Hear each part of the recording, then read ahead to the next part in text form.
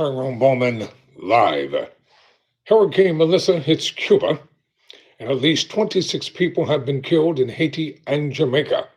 At least 20 people in Haiti died Wednesday when a river overflowed. The storm was expected to hit the Bahamas next. I'm Tyrone Bowman.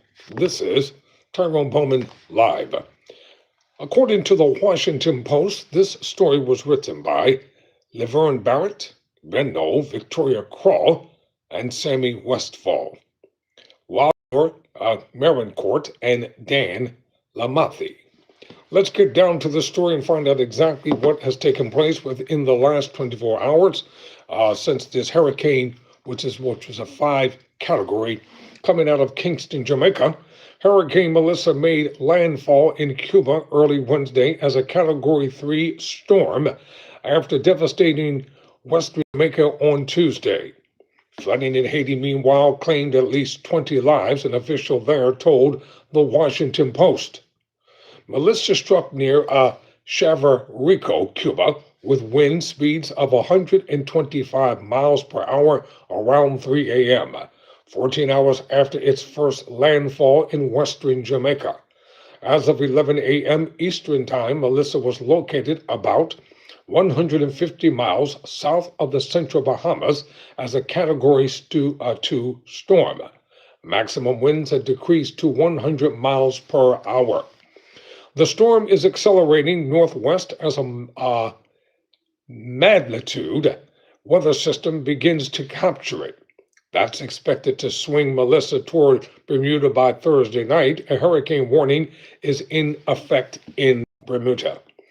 Melissa made landfall in Jamaica on Tuesday as a Category 5 hurricane with 185 miles per hour winds. Footage showed flooded roads and destroyed buildings, but the full extent of the damage was not yet clear. Jamaican Prime Minister Andrew Holness told CNN Tuesday night there had been no report of deaths during the hurricane so far, but, quote, "We are expecting that there would be some loss of life," end quote.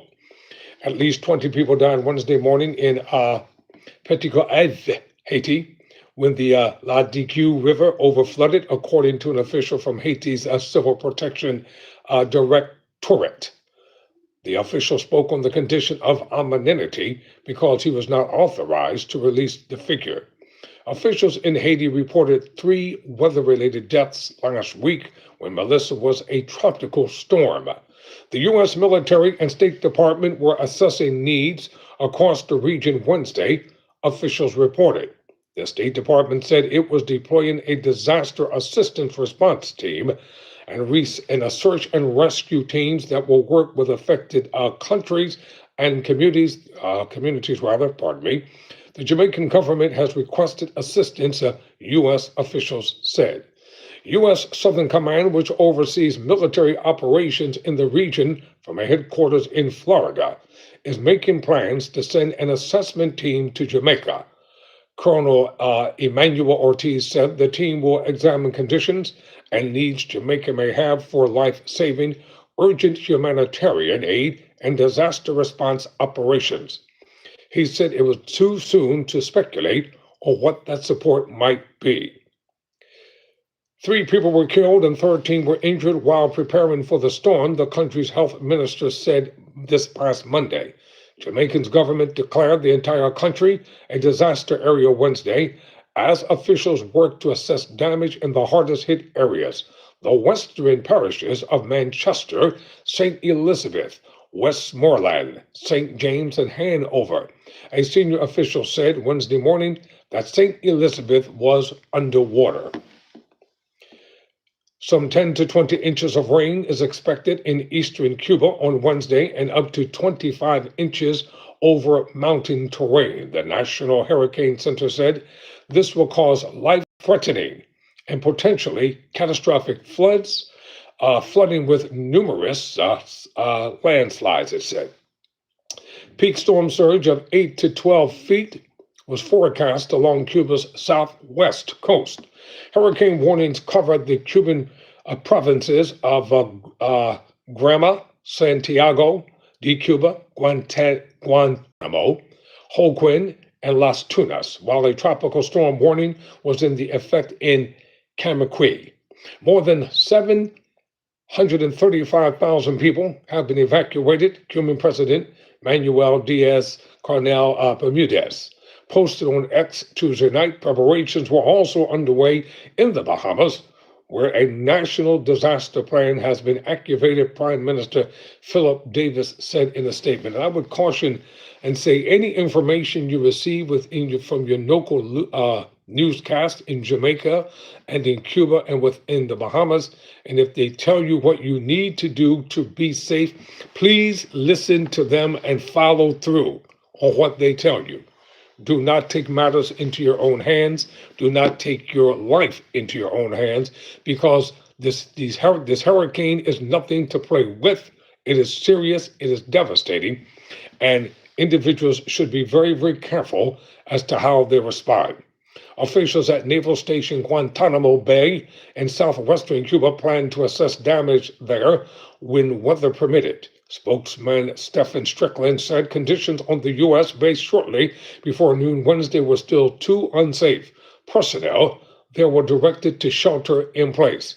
Before the storm, the Navy evacuated about 860 people, including U.S. troops, civilian employees, contractors, family members, and 80 pets to Naval Air Station Pensacola in Florida, Strickland said, after moving away from Jamaica late Tuesday.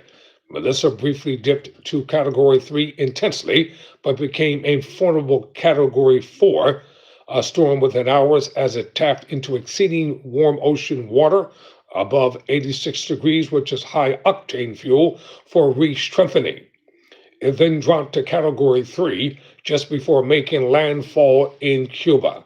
Melissa's third and final landfall forecast as a strong Category 2 or 3 hurricane is expected in the central or southeastern Bahamas late Wednesday, probably on Long Island or Cook Island, though the storm center could miss the narrow land masses. I was looking at a weather report before I came on this afternoon, and it appears that a lot of rain is coming to our shores starting late tonight, probably all day on tomorrow, unless it changes.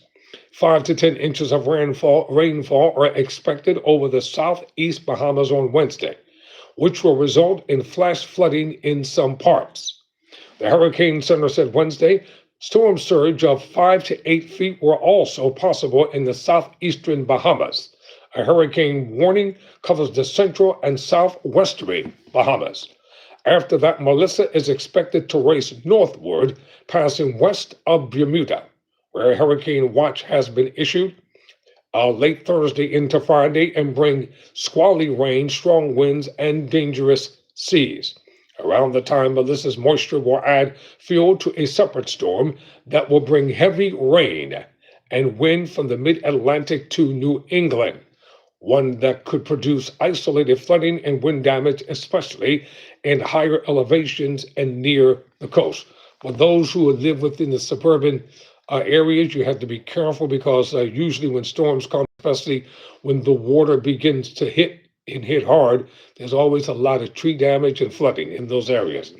Melissa is forecast to pass just south of Newfoundland, Canada, late Friday or early Saturday, before the storm's remnants are shredded apart by the jet stream in the open waters of the North Atlantic.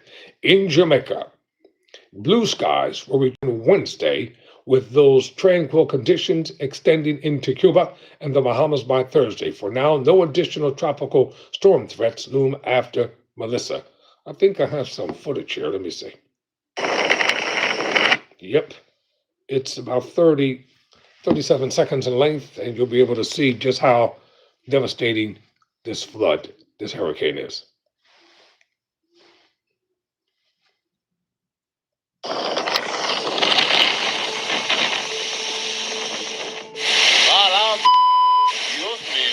That's serious.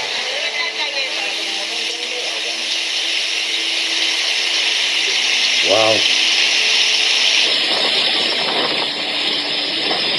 Nothing to take lightly. The entire Jamaica has felt the brunt Melissa.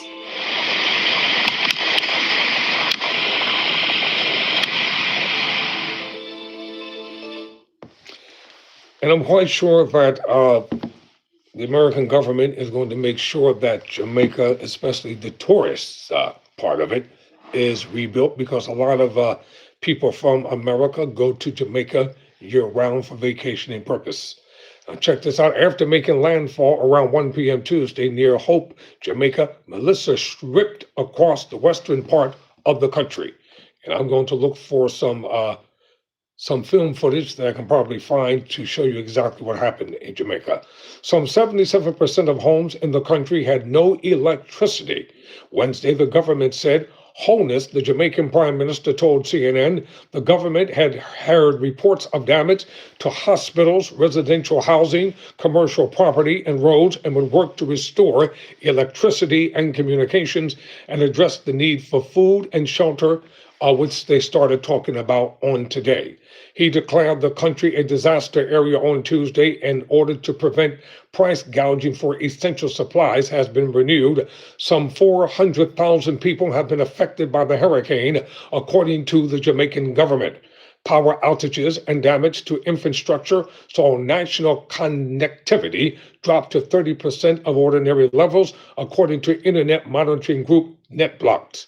The U.S. Department said it had authorized the U.S. government employees and their families to leave the country and temporarily reduce staffing at its embassy in Kingston.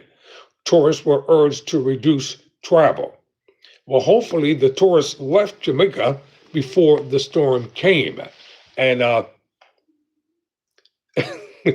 hear you, Barbara. Hopefully the tourists left Jamaica before the storm came. And I have a lot of friends in Jamaica, and a lot of my friends here in the States, they're family members over there as well. So they're quite worried. So for those of you that have families here in America, if at all possible, if your phones are working, please call them or text them or go to WhatsApp if you're safe and let them know. Desmond McKenzie, the country's minister of local government, said at a news briefing Tuesday that nearly 15,000 people were staying in shelters. He asked that some residents were staying in makeshift shelters and in most cases were able to get limited supplies to those persons within those shelters. Videos of destruction in Jamaica's Black River, about 10 miles southeast of where Melissa made landfall, circulated on social media. At least 3 families were trapped in homes there, McKenzie said, under difficult conditions for rescue teams. He declined to speculate on their fate, with key details still in question. In Cave Valley, across Jamaica's mountainous interior, flooding left a home submerged. The Jamaican Observer published video of flooding at Sandster International Airport in Montego Bay, showing the roof destroyed and rain pouring in. Authorities had closed the airport last week. Hospitals and police stations in St. Elizabeth were also destroyed, it reported. Norman Manley International Airport in Kingston is expected to stay closed to commercial flights until the end of the week, but relief supplies are expected to start arriving by Thursday, according to the Observer. Jamaica's Constable Bullery posted a video on social media showing flooded roads and destroyed buildings. The Black River Police Station had become a shelter for residents whose houses had been flooded. Hurricane Chester, Josh Moraman, who was near Melissa's landfall location, described, quote, frightening power, a whiteout, roofs tearing off, gusts like bombs going off, painful ears, praise the Lord for solid concrete. Brianna Hathaway, who works at the World Food Program Caribbean's multi-country office, said the team had been sheltering in place in Kingston in absolutely horrifying winds. Aid agencies worked to surge supplies to the region as Melissa approached. Access will be a major challenge. If the storm surge hits hard, it will be difficult to get humanitarian staff in and move food and relief supplies. Alternative airstrips are being prepared, said Brian Bogart in a statement this past Tuesday. He leads WFP's Caribbean multi-country office in Barbados. On Tuesday, Melissa equaled the strongest landfalling Atlantic hurricanes on record, according to wind speed and pressure, tying with Hurricane Dorian in 2019 and the Labor Day hurricane in 1935. The Hurricane Center noted that it will take time to fully understand Melissa's intensity.